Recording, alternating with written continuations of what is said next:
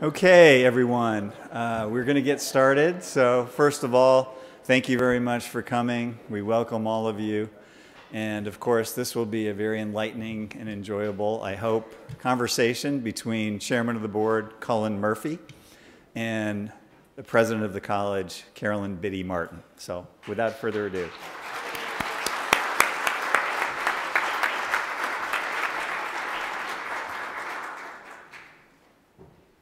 Thanks very much, Ted.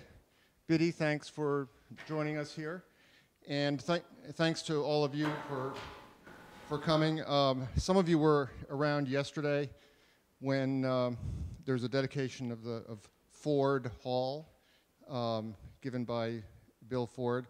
And as we were leaving, you may remember that it snowed yesterday. And the baseball team had, I think, used blowers to clear the infield, and they were practicing. And from the microphones, Christmas carols were being. And I was thinking that one of the key priorities for the campaign really needs to be snow removal and heat. We're playing Williams right now. We're ahead 9-0 in the first inning.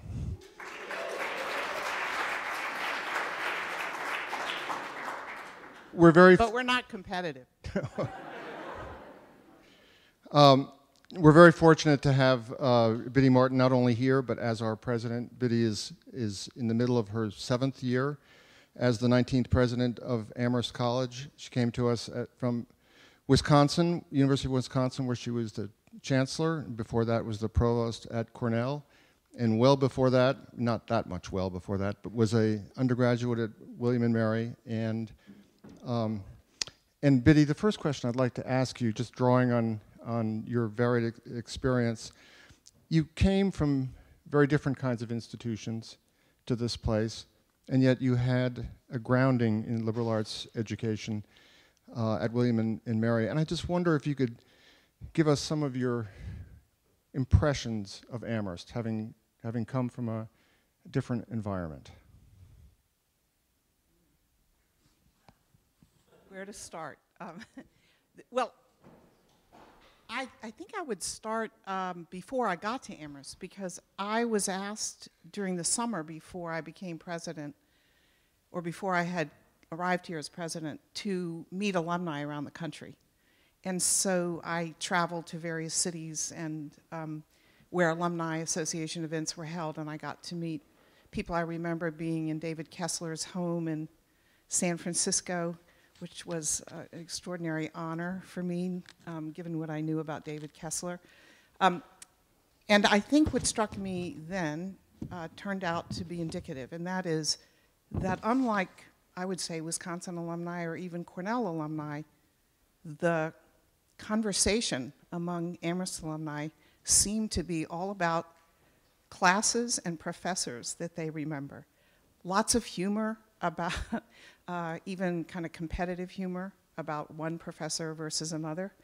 But a lot of the conversation was about the academic experience that students had here and the relationships they maintained, you have maintained over time with faculty, which seems remarkable when you come from a much larger institution, but doesn't seem that remarkable, I think, to many of us here now. And the intimacy of the place and the sense of community, which we sometimes lose sight of by virtue of the emphasis we place on our differences and our capacity for critique, which is wonderful. But that sense of community has been thrown into stark relief over the past few weeks with the losses that we've suffered. And I think what I'm experiencing right now is something I noticed when I first came, but which is all too easy for all of us to lose sight of. And that's how much at a place like this, the things that really matter in life can be very close and can be kept very close and be a source of community even in tragedy. So that's a long way from my first impressions to now, but I think my first impressions have been confirmed. So just staying on the subject of community for a moment, one of the things that you and I have often remarked on is a phenomenon where people from different generations of the college, you know, and a graduate from 1955, say, comes and sits down with someone who is a senior, for instance, and the graduate may have issues with the college on this or that, and frankly, the senior may have issues with the college on this or that. Yeah. And they may have issues with one another, so they think. And yet, when they sit down together, something else happens, and there's a kind of, you know, things sort of click. You've noticed that, haven't you? I have many times. Yeah. So, you know, there's a kind of language that we use. Let's say in publicity materials, you know, for 200 years, Amherst College has been blah blah blah, and we'll fill it in at some point. And but I just wonder, you know, is it really the case? Do you think that we have been ourselves in a certain characteristic way for that period of time? And if so, what are those characteristics? I think it is the case. What just came to my mind, it won't surprise you, and that is Marilyn Robinson's words that we choose our college in order to be formed by it, whether consciously or not. And we are formed by it. And so simply by virtue of the physical beauty of the campus and its layout, its architecture, but also the ethos, the values, and certainly the seriousness of purpose and academic life, I think those have endured, and they will endure, and we'll make sure they endure. But I think also, at the risk of sounding what these days might be characterized as elitist, what you all have in common is extraordinary intelligence, incredible curiosity, and what a lot of, especially recent alums have said to me, so relatively recent because I've only been here 7 years, when they come back and talk about what they miss, they say it's the quality of conversation.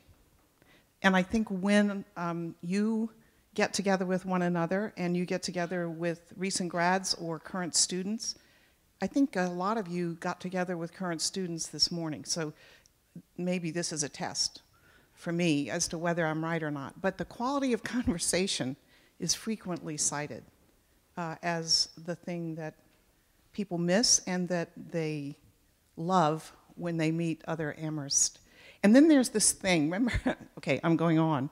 Can I continue? Okay, he's my boss still. When I was considering this job, I read the job prospectus. And in that job prospectus, the Amherst culture was characterized as yeasty, which I'd never seen in an official document or set of publicity materials for a college. It said something like, the culture of Amherst is characterized by yeastiness. And I was, okay. But I have learned what that means, you know, whether it's the dictionary definition or some other definition. It's a place of ferment and even, as the dictionary says, agitation. And it's because of the quality of thought and the priority we place on independence of mind and the ability to think for oneself and to challenge one another. And so it is a kind of yeasty culture, and I think you share that, and you interact on the basis of that. And that is, that has always been an important thing. Couldn't be more important today. And so those are my spontaneous thoughts right now. So one of the things that I've noticed, and you have said on many occasions, that you know, for all of the challenges that a person in your position faces, and all the particular challenges that this particular place sometimes presents, that what always gives you perspective and energy and kind of fills you up again with just enthusiasm and vitality is students. which is a great thing since this is a school. And Yeah. Yes, it would be and sad. I've seen that with you. I've seen it with myself. Probably many of you had the same experience speaking with students this morning. And I wonder if you could just talk a little bit more about what it's like being amid 1,800 people of the sort that we have. What kinds of conversations do you have? Oh my goodness. So many different kinds. So first of all, yes, that is true that I, tonight, by the way, in one of our little videos, there is a recent alum who throws back his head at one point, sorry to give this away, and says, "I love our alumni."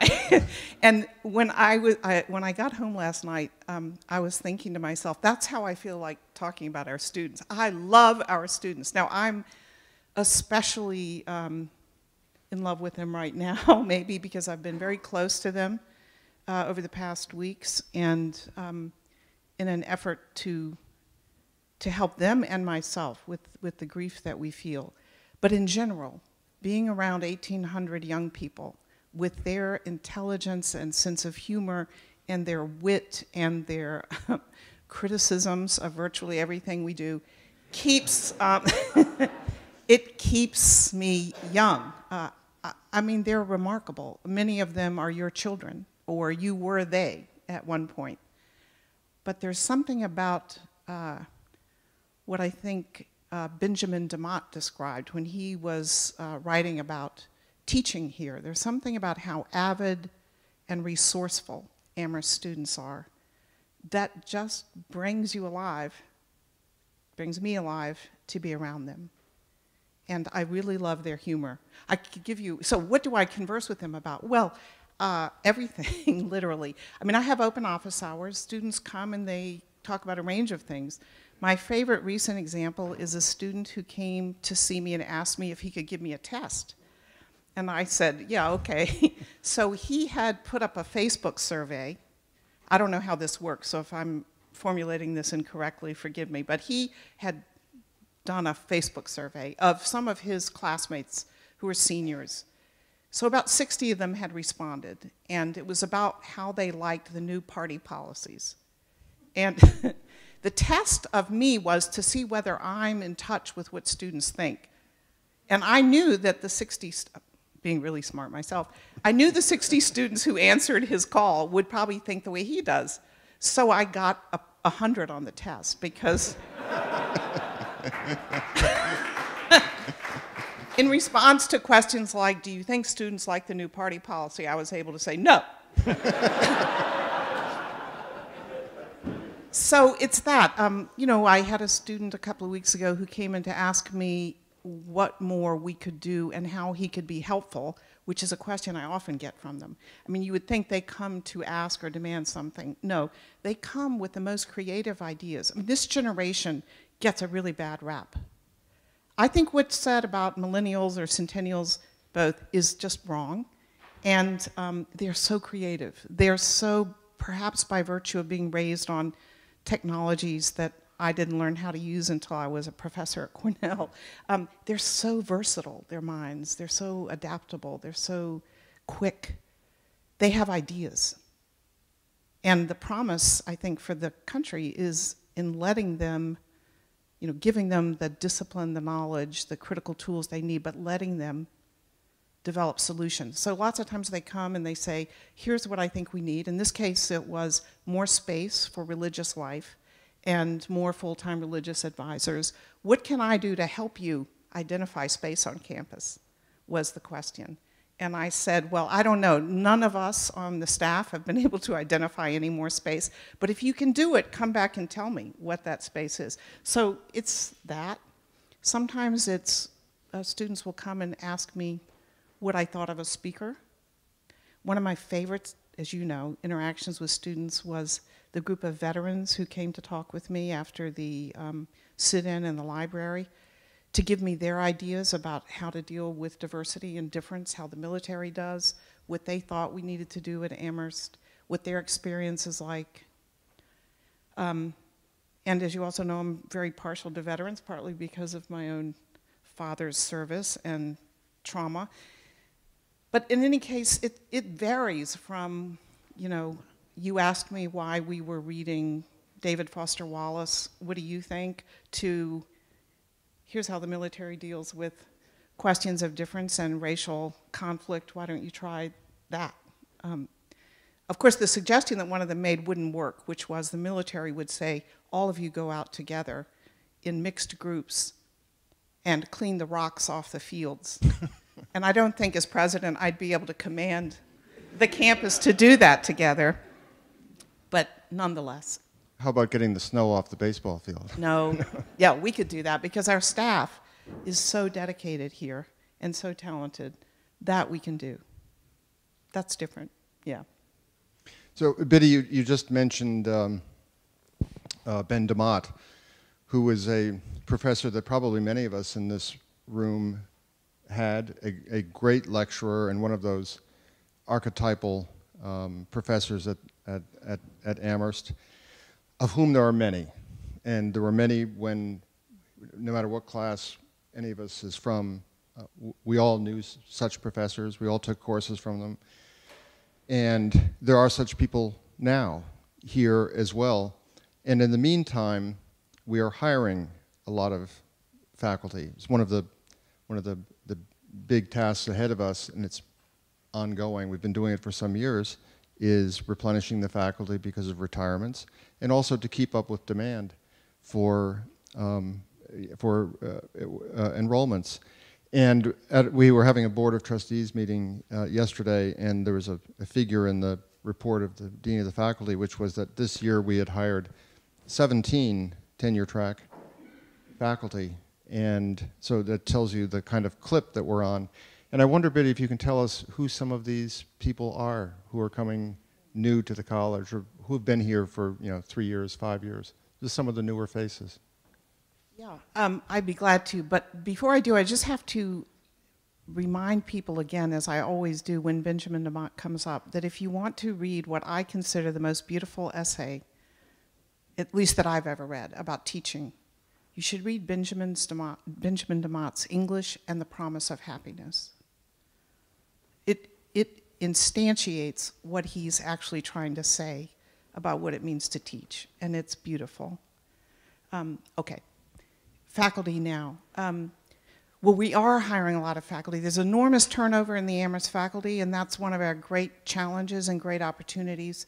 It's a result of retirements from the hiring bulge of the 60s and 70s, and now we have a retirement bulge. It's not because of departures, I just want to make that clear.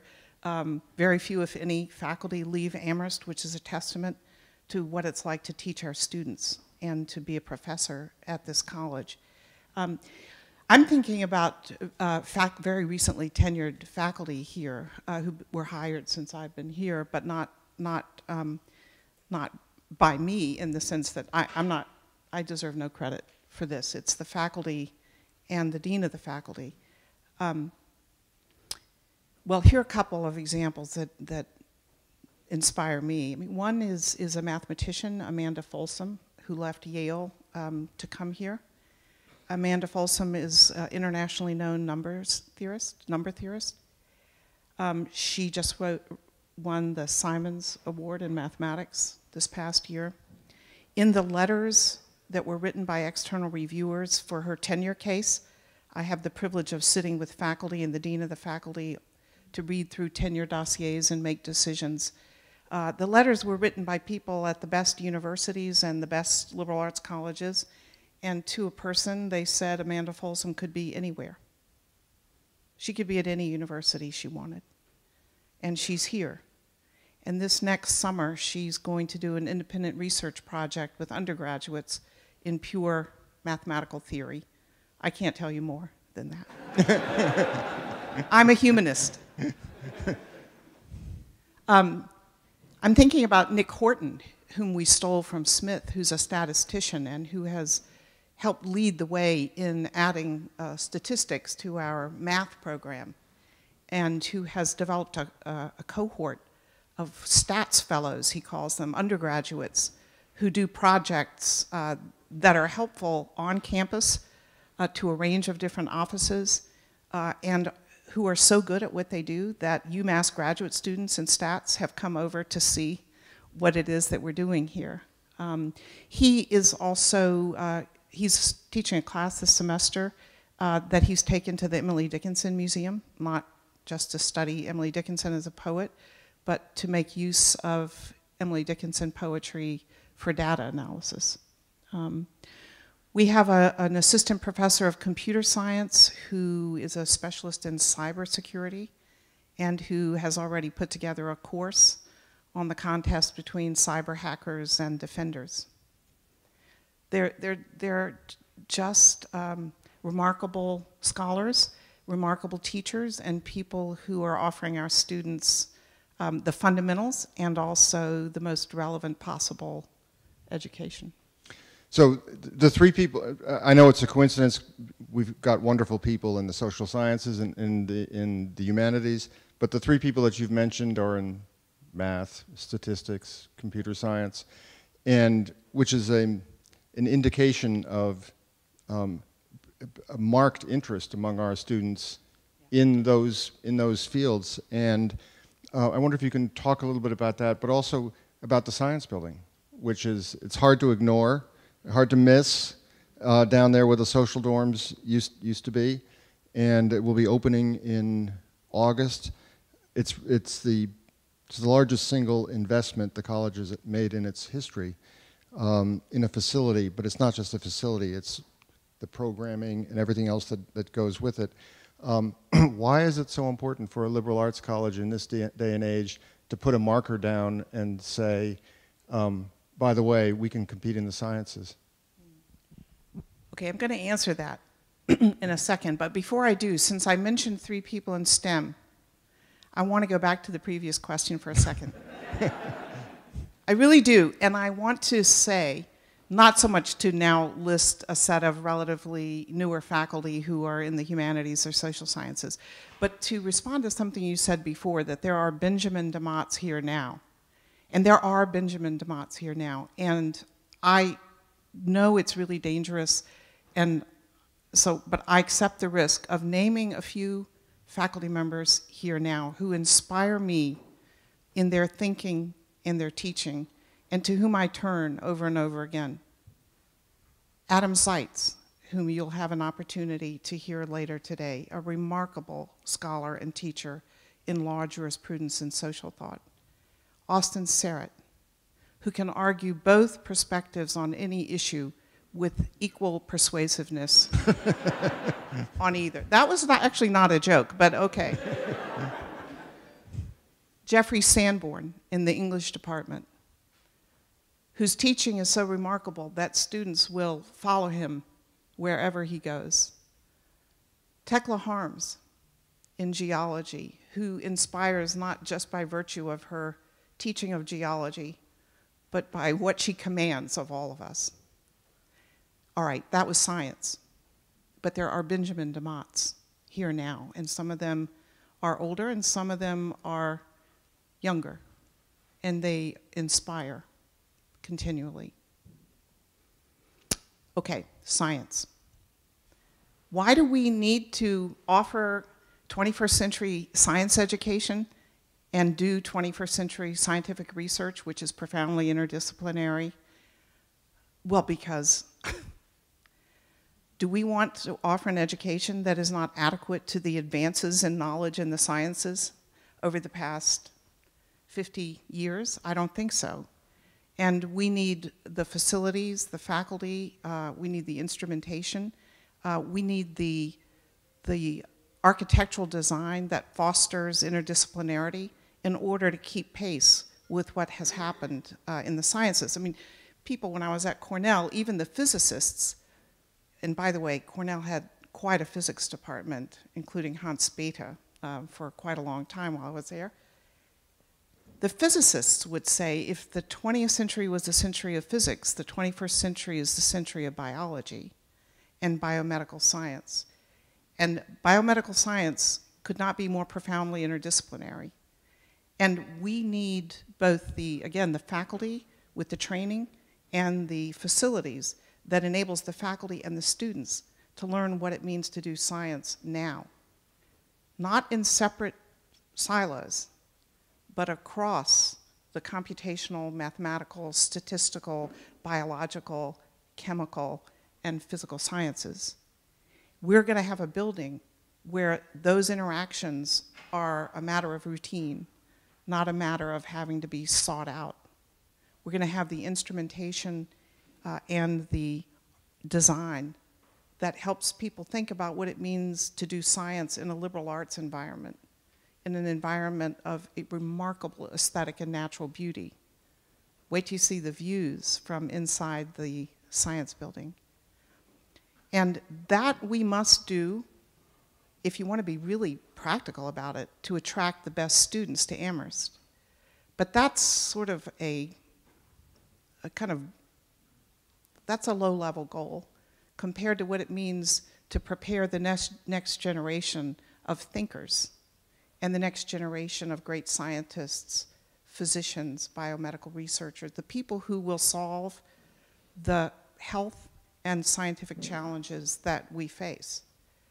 That's what we want to do. And we want to create the people who are capable of leading and solving the problems that are not yet solved. And you can only do that if you have the facilities that are adequate. Otherwise, students will increasingly choose to go to research universities because they're worried that only there can they get the kind of science education and the facilities and the opportunities to use the instrumentation to be in the labs that are doing the kinds of work they ultimately want to do. We have to offer them that here, and we have to do it in a way that does not elevate the STEM fields over the humanities and social sciences and the arts in such a way as to follow that trend. I was talking with someone last night about the importance of what some people call design thinking, but I'm just going to call the importance of intentionality and holistic thinking. We need to produce liberal arts graduates who think about science in a way that's inflected by values that one develops in the arts and the humanities. That's what I think. Long answer, sorry. The And a good answer, and as someone who watched as the Science Center project had its genesis and then over a period of a dozen years came to fruition, and the genesis was largely due to two people in this room, Frank Austin and David Kessler. But to watch that was to watch this community ask all of the important questions, many of which you've already touched on, but just not only what is the role of sciences in this type of education, but how do sciences interact with disciplines that talk to us about values? How do students other than scientists, how are they going to use the building? How does the siting of the building enhance the experience of the entire campus? How do disciplines work together? All of these things over a period of time were the issues that were on the table. And it's, it's not just a building. The building is kind of, it's real, but it's also an excuse to ask the most fundamental questions. It's true, and I think the question that I love hearing our students ask is, to what end do we want to develop this or that technology? And if ever we're in a moment where we see what it means to be driven by technology as opposed to guiding it to human ends, this is it. So I will always think that science in the context of the liberal arts is a better education for 18 to 22 or 25-year-olds than a focus only on science and engineering. But not everyone will agree with me. But many people will, in this room anyway. So by the way, could I just say one thing about Frank Kessler and Frank Austin? I mean, David Kessler and Frank Austin. I don't know where you all are. Apparently you're in the room. Is that right? Maybe somewhere. Well, they got a tour of the science building last night. And these two extraordinary alums of Amherst who had so much to do with the development of a science center both commented that it may be one of the best science centers of any kind on any campus.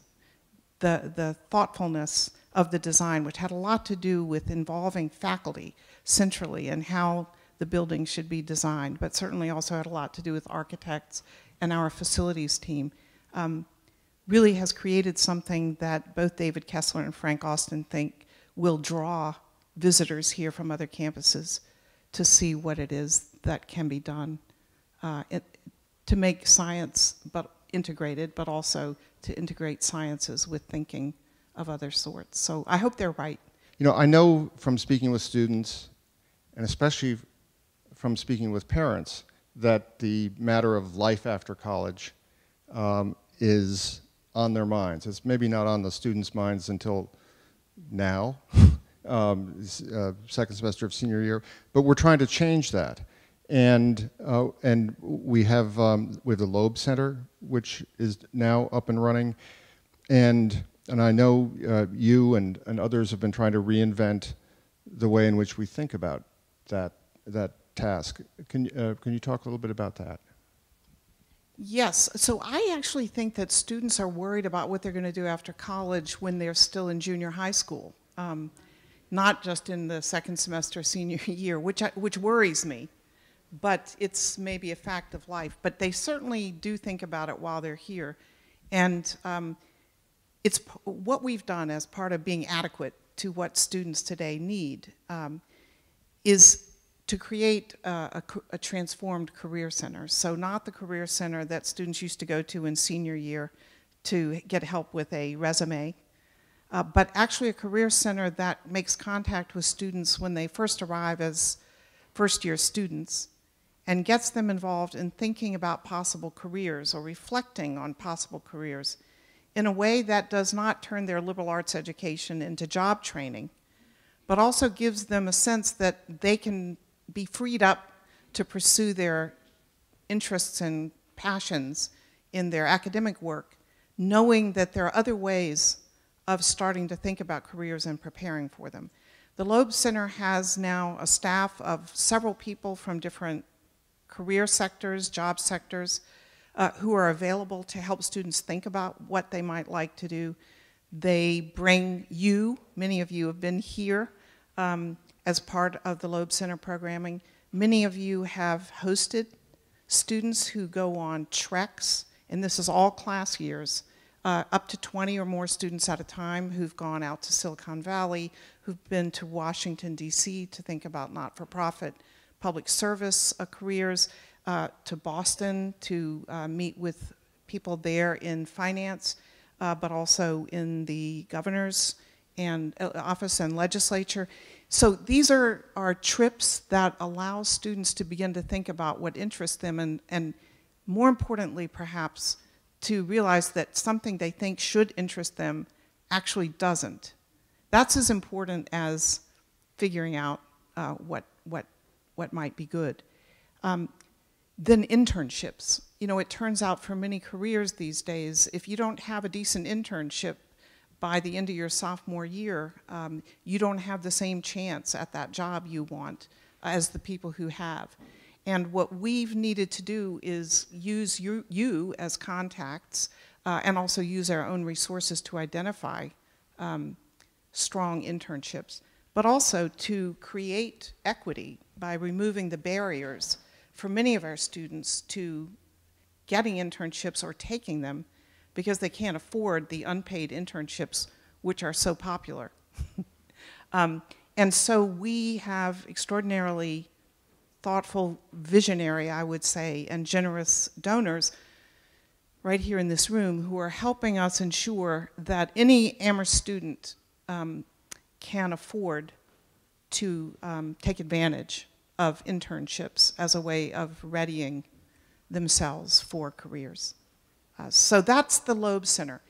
In the curriculum and pedagogically, the Amherst faculty has become remarkably experimental, and they're doing a range of things to emphasize project-based work, field-based work, travel, international travel with faculty associated with courses, and in all of those cases, to get students working in teams so that they're prepared for what is really needed in most careers today, and that is people with certain abilities to read, to think, to write clearly, to communicate, also to work collaboratively, and to do the kinds of things that this kind of teaching can help prepare them to do, while also preserving the fundamentals of Amherst teaching.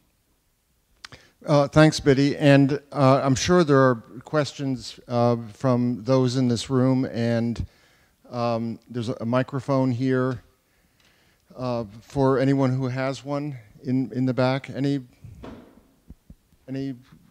questions? Yes.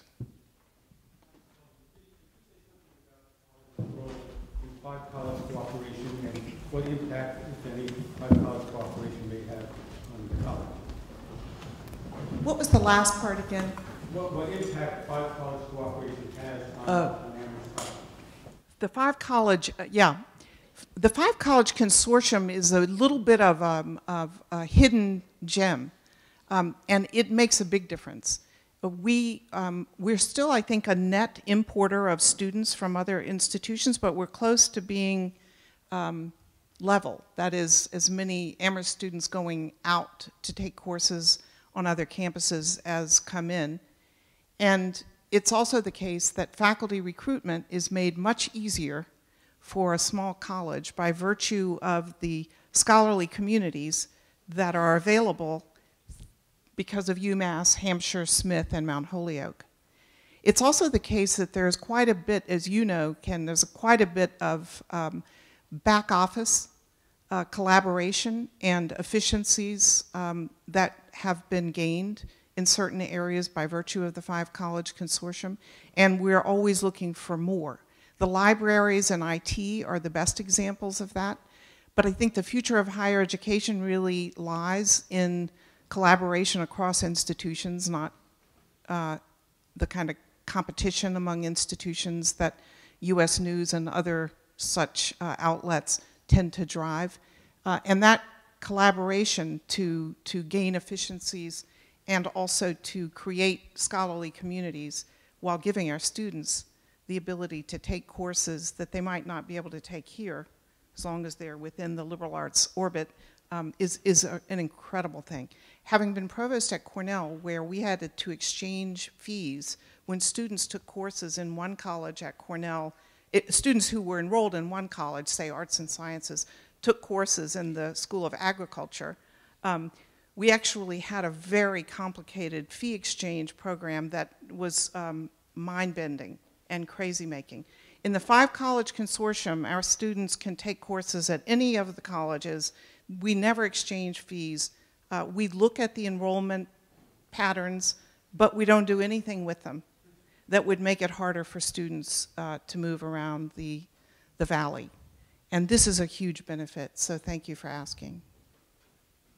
And by the way, having 4 other presidents is really valuable. We meet at least 3 times a semester, and the meetings used to be a little too bureaucratic for us. Now we've carved out significant periods of time when we can just share information and ideas about how to handle the situations we face, and that's a great benefit. Others? There's one.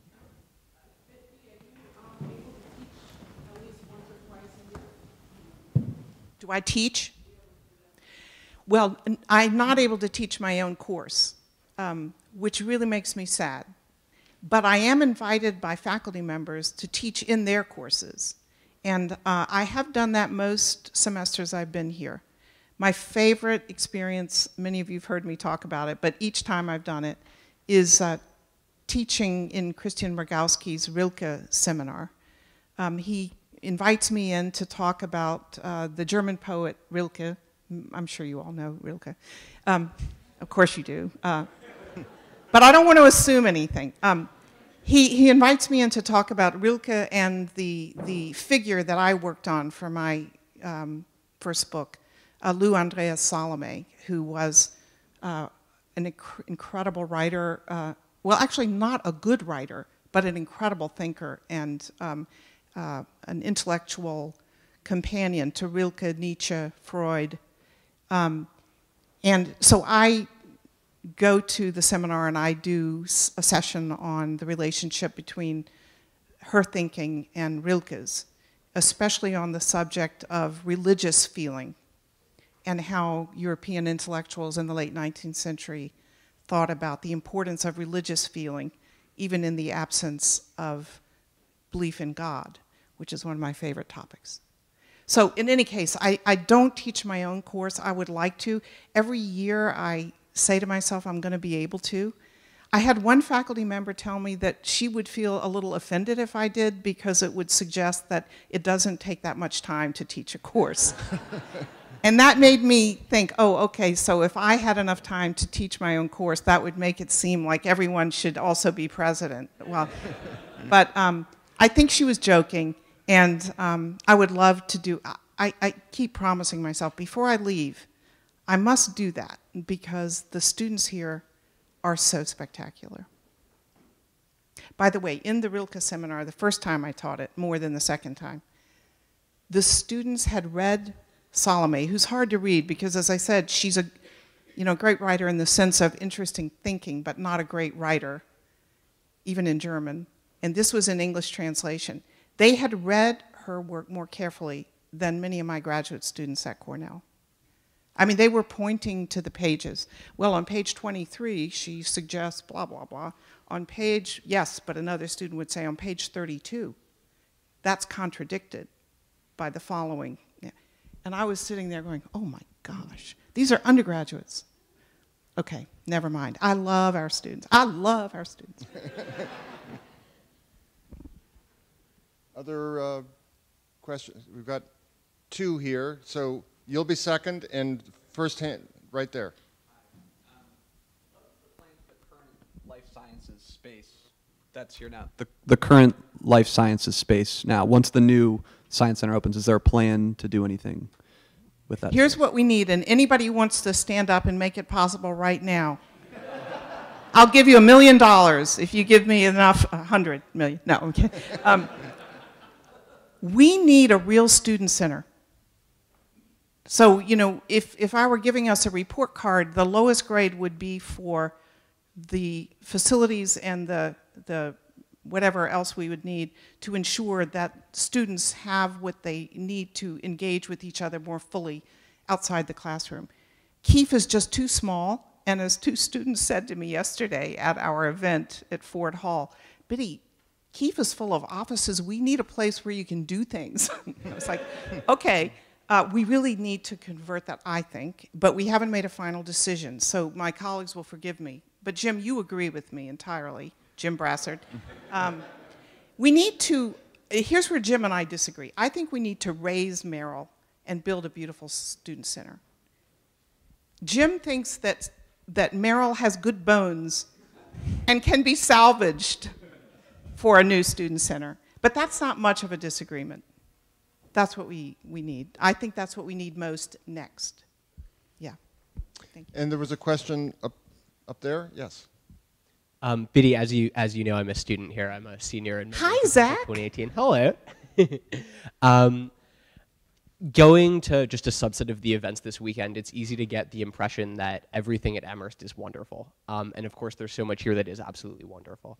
But if I were sitting in the audience here, I'd also like to hear a little bit about some of the challenges the college is facing and areas where it might be falling short of its potential or goals. So if you could please spend a little bit of time speaking to that as well, I think that would be great. I'm so tempted to out you, Zach. Should I? Zach gave me the test.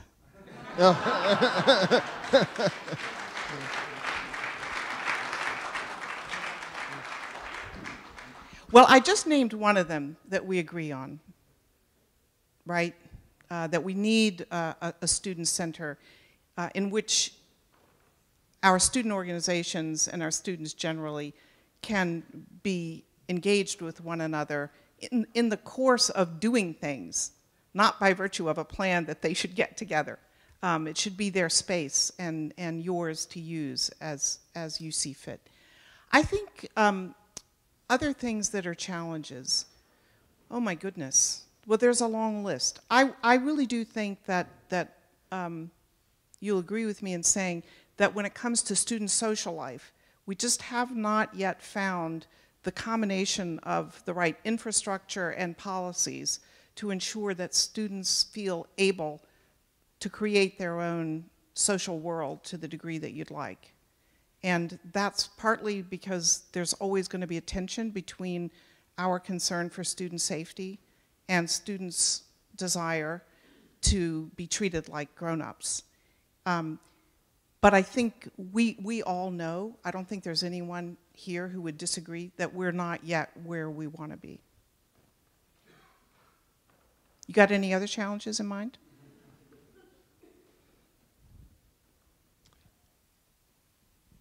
We have time for one more question, apparently. If you don't have one, I have one, but there in the back. Is that Kelly?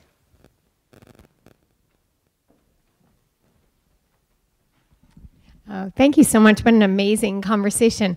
I would love to know, I know the yield in Amherst is really, really high, and I know that's only getting higher with even more investment in faculty, in facilities and so forth. But when students don't come here, what do you think that we lose students to who we would really like to have? And what impact do parents have on that that is changeable? That can be changed? What impact do parents have? Well, every parent in this room should know, and all the parents that you know, you should tell, that the best education in the country is Amherst College. That would help.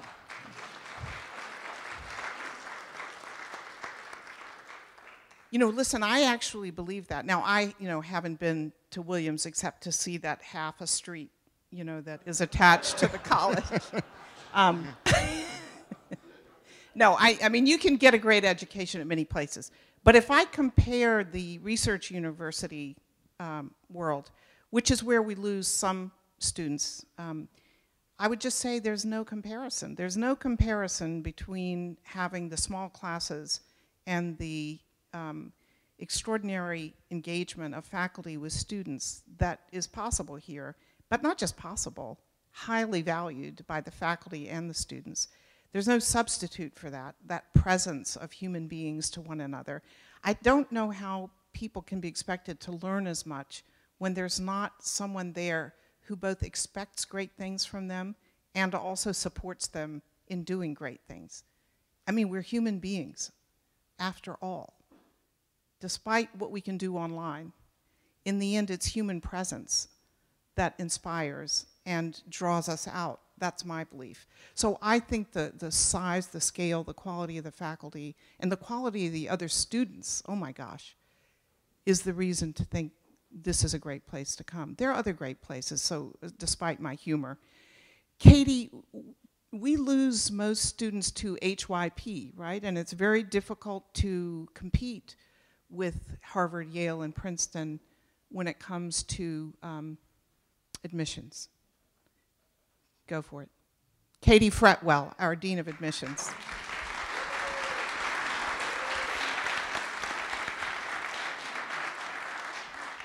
I think that was Kelly's voice asking the question, but I couldn't quite see. But I will tell you what I do say to those students who have the great option to enroll at Amherst or HYP, Harvard, Yale, or Princeton, or to a parent in the room who I spoke with just moments ago about Columbia, which I would also include on that list, that if they have been given that opportunity, they should go to those institutions for graduate school. Bam.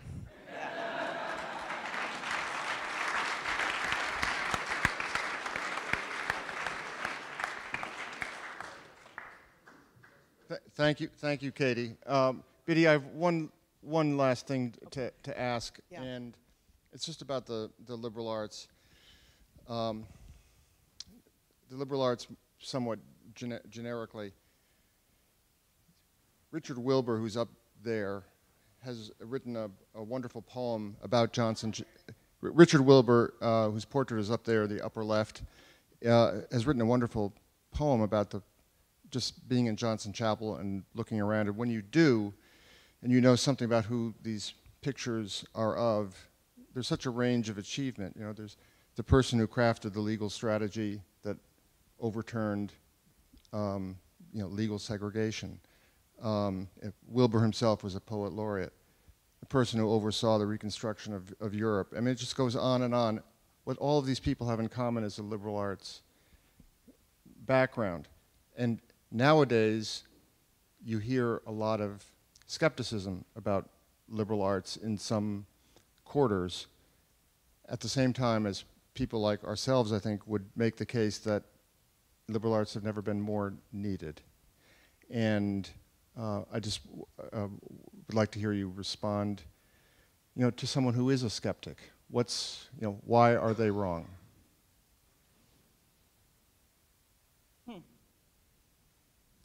Well, here's what's going through my mind. I think just after 2008, there was a surge in skepticism about the liberal arts. And I think it happens in every economic downturn, that people become afraid that the only education that will yield a good result is one that trains people for a particular career. And the problem in the world we live in is that the jobs for which people get trained might disappear in 5 to 10 years, and that more is required of us.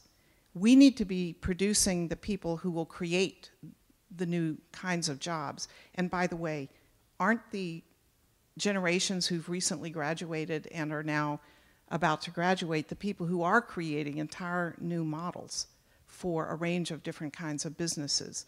And that has to continue. And they are able to do that by virtue of an education and a suppleness of mind that is what's required in today's world. I mean, people say it all the time. People will probably have 4 or 5 different jobs over the course of a lifetime. People have got to invent the ways of doing work differently. And I think the liberal arts is the best preparation. And think about it. Since 2008, the tide has begun to turn back. The number of CEOs who have come out recently and said that they're looking for liberal arts graduates is actually pretty astonishing and quite a turn from 2008 to 2010 or 2012. And I think if you talk to many CEOs, they'll say it's because, let's take the example of undergraduate business schools. A lot of CEOs will say, or even mid-level managers, that the business school, the business majors in undergraduate business programs will outperform a liberal arts graduate, some of them, in the first year or the second year. And after that, the liberal arts graduates will outperform the business majors for the rest of their time in the position. And many of our graduates say, modestly, not as a form of bragging, that they find on the job that they think in a way that's different from the way some of their fellow employees think. It's less linear, it's more creative, it's more integrated, and we don't live in a world in which linear thinking, for all the good engineering we need, most of the solutions are going to be a product of nonlinear thinking. And that's the beauty of the liberal arts, is that it teaches people to be versatile, adaptable, supple thinkers, critical thinkers, creative people. That's what we need. But I also want to say one other thing about, I feel like the liberal arts education is what's best suited to the world we live in and the one we're approaching, or the one that's approaching us. But I was at a conference recently of higher ed presidents, and people were saying, what we say, everyone should go to college and everyone should. Okay. Finally, I thought to myself, I'm not someone who believes that every person should go to a certain kind of college or even necessarily go to college. Now, there's a risk in saying that it can be turned to say that those people who have historically not gone to college don't need to go to college. That's the danger of saying what I'm about to say. But I grew up in a family, neither of my parents had college degrees. My older brother was a high school football coach. He went to Ferrum Junior College to play football, then got injured and couldn't play anymore. My younger brother went to a community college for maybe half a year, and all he wanted to do was be a fireman. And because of an illness he had and medication he was on. He couldn't be a city fireman for a long time. Eventually he was. He was a volunteer fireman, though. And all the education he had beyond high school was 1 semester of fire science at a community college.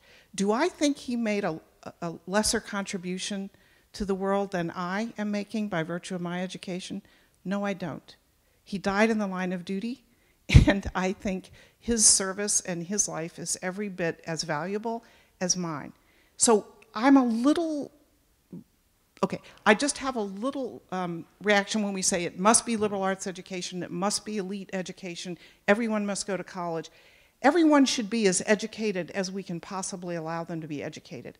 I think liberal arts education is what we most need as a society and what I want individual students who are academically inclined to get.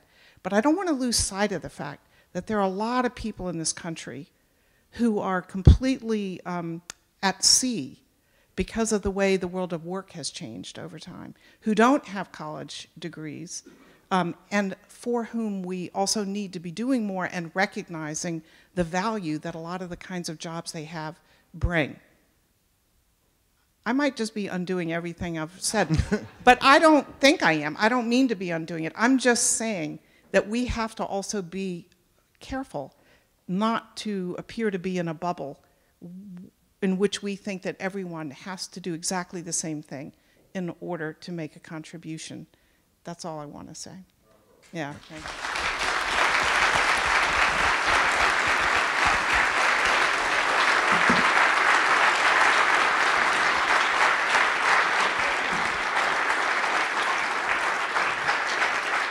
Thank you. By the way, Thank you, Biddy. I just want to say, Yes. it's sort of a little bit like the naming 3 scientists instead of humanists. I just want to say that my older brother, the football coach, made a great contribution too.